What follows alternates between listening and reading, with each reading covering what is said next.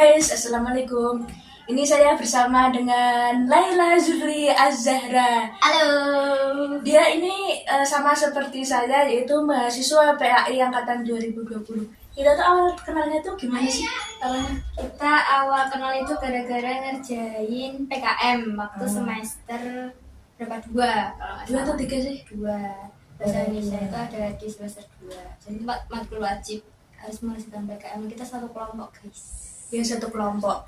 Dan dulu kan aku nulis nomormu ya, otomatis kan aku lihat statusmu nih. Nah, kalau nggak salah tuh dulu tuh kamu gabung di sebuah komunitas yang mana komunitas itu namanya Siaga Peduli ya. Betul sekali. Ya. Coba ceritain dong alasan kamu masuk ke komunitas itu. Jadi waktu itu tuh aku awal SMA kelas 12 kalau nggak salah, kelas 12 sama teman saya satu kelas, tapi satu orang doang, teman dekat saya namanya Mbak Laili. Nah, saya sama Mbak Laili ini punya kakak kelas namanya Mbak Dela. Mbak Dela ini ikut komunitas Jaga Peduli tersebut. Jadi itu komunitas Jaga Peduli itu kayak relawan gitu. Itu tuh relawan, ya relawan semuanya, relawan bencana, relawan apapun. Pokoknya itu kayak komunitas relawan gitu yang ada di Solo, cabang Solo. Nah, habis itu pas itu Mbak Dela nge-share di story WA itu ada rekrutmen masuk di komunitas Jaga Peduli itu. Nah, aku ngajak temanku si Laili tadi ini untuk gabung ke komunitas Jaga Peduli pas kelas 12. Akhirnya singkat cerita kita ikut tes wawancara, interview. Habis itu alhamdulillah kita keterima, aku sama Laili. Waktu itu interviewnya kalau nggak salah di Taman Balai Kambang Solo. Nah, terus pas interview pun nggak formal banget gitu loh, kayak kita tuh kayak kenalan sama teman pas interview. Jadi enak gitu pas gabung, kayak berasa sebenarnya mereka lebih tua dari kita umurannya, kayak udah kuliah, terus udah pada kerja, tapi kayak enak aja gitu ngomongnya, ngobrolnya kayak teman-teman biasa sebaya gitu. Situ kita keterima. Terus alasannya aku ikut itu gara-gara niatnya emang mau jadi orang yang bermanfaat sih. Dulu kan waktu aku SMA tuh kayak punya prinsip hidup kayak aku tuh harus bisa jadi orang yang bermanfaat untuk orang lain, kayak gitu. Makanya aku ikut itu supaya bermanfaat untuk orang lain, bantuin orang lain, nolongin orang lain yang membutuhkan pertolongan kita. Terus juga bisa mungkin jadi motivasi buat teman-teman yang lain, supaya teman-teman yang lain juga pada ikut jadi relawan gitu. Terus udah rasanya cuma itu doang sih, semoga jadi orang yang bermanfaat untuk orang lain pas orang tuh benar-benar mendesak membutuhkan gitu loh. Ya. Kayak gitu rasanya, kayak gitu dulu tuh. Kegiatan-kegiatan apa saja yang ada di Siaga Peduli? Banyak banget sih. Setiap dari kita tuh punya tugas masing-masing. Iya.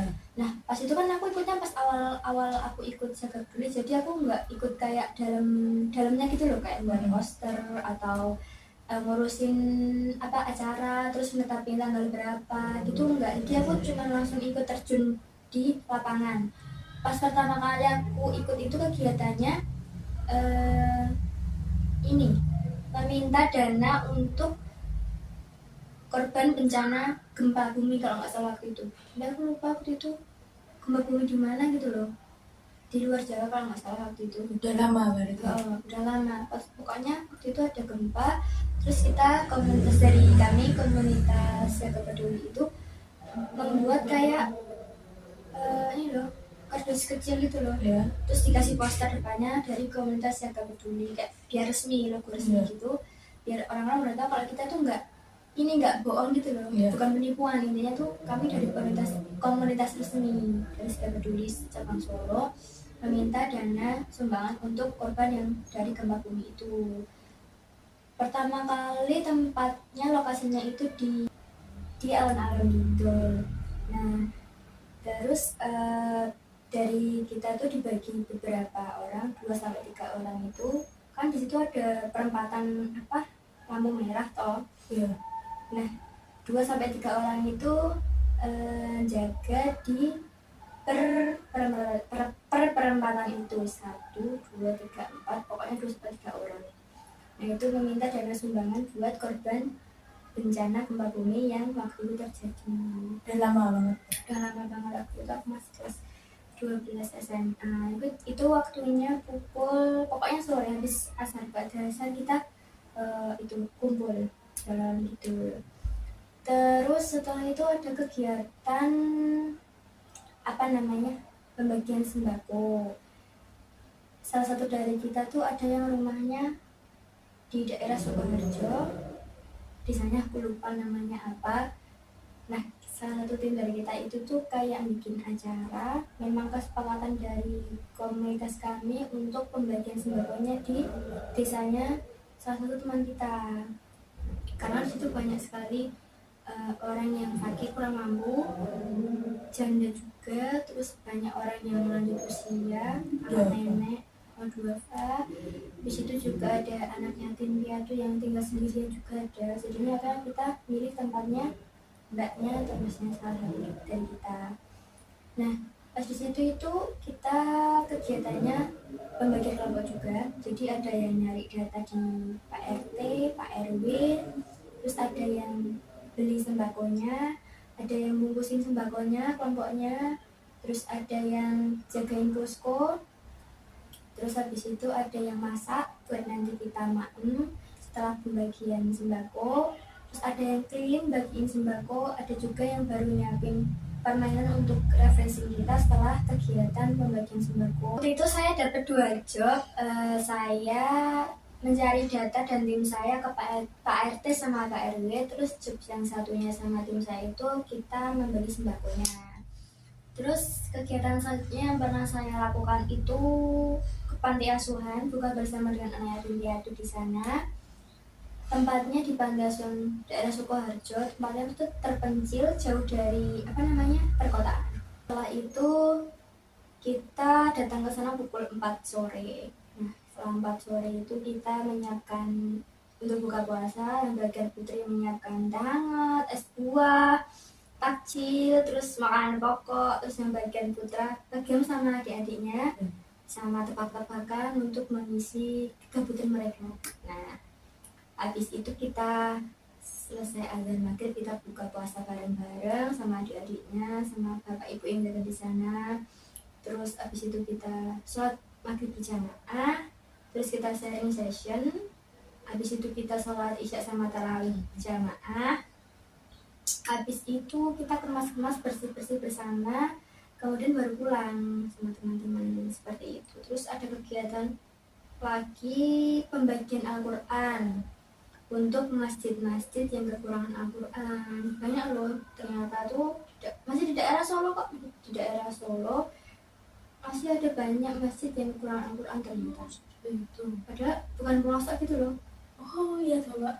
Iya, bukan pelosok, tapi ternyata masih ada banyak masjid yang kekurangan Al-Quran seperti itu. Terus ada kegiatan adik ceria juga. Adik ceria itu kita nyari data anak-anak yang yatim piatu atau kurang mampu keluarganya untuk sekolah. Kita memberikan Peralatan sekolah seperti itu. peralatan sekolah, terus tas, sepatu, serta uang untuk SPP juga sih. Berapa bulan gitu. Udah ada amplopnya juga sih. Kayaknya sekitar 1 juta. Satu orang, Satu anak ya. Kalau nggak salah. lumayan juga sih. Lumayan sih. Seperti itu. Tapi itu untuk ini ya, kegiatan sekolah adiknya, bukan untuk orang tuanya. Pure untuk dana sekolah adiknya gitu. Ya, ya. Pengalaman apa sih yang berkesan selama mengikuti komunitas Jaga Peduli itu? Pengalaman paling berkesan yang sangat menusuk hati itu waktu saya sama teman-teman, terutama khususnya saya datang waktu buka puasa bersama anak-anak yatim. Di sana saya merasa sedih karena kasihan sama adik-adiknya yang terbatas untuk beraktivitas, juga juga tidak memiliki orang tua kan, soalnya itu panti asuhan yatim piatu. Ya. Setelah itu saya juga rasa bersyukurnya karena di situ saya merasa saya masih memiliki dua orang tua yang lengkap, alhamdulillahnya memiliki keluarga yang baik, terus habis itu bisa kesana kemari, bisa ketemu sama teman-teman, main sama teman-teman, terus sekolah sama teman-teman, ngerasain sekolah di luar tuh kayak gimana, pokoknya banyak hal, banyak sesuatu, banyak pengalaman yang mungkin nggak bisa didapat sama anak-anak di panti asuhannya itu, seperti itu. Jadi saya ngerasa kalau saya bisa nggak terbatas gitu loh. Iya, bersyukur sangat bersyukur. Sangat bersyukur banget sih, saya masih diberi kesempatan sama Allah Subhanahu wa Ta'ala untuk ngerasain yang namanya cukup. Iya. Seperti itu yang paling berkesan buat saya selama saya mengikuti seluruh kegiatan dan rangkaiannya Iya. di komunitas jaga peduli untuk menjadi relawan. Oke, terima kasih Mbak Leila Zurli yang telah menyempatkan waktunya untuk mengisi video ini. Semoga teman-teman yang menonton ini bisa memberikan motivasi untuk bergabung di komunitas sosial, untuk membantu sesama seperti itu, agar kita memiliki itu rasa bersyukur lah, karena di luar sana tuh masih banyak yang kekurangan seperti itu. Cukup sekian, kita akan bertemu lagi Insya Allah. Bye bye guys.